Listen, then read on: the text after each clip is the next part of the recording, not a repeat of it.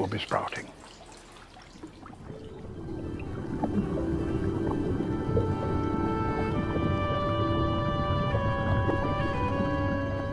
The ancestors of today's water lilies, as we know from their fossils, were among the first plants to produce flowers.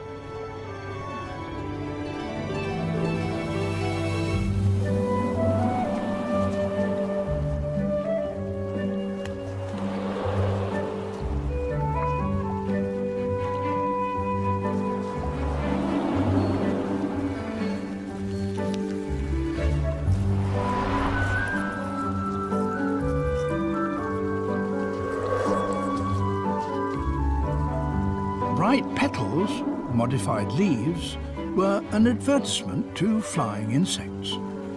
They signalled the presence of highly nutritious pollen. The shape of the flower worked like a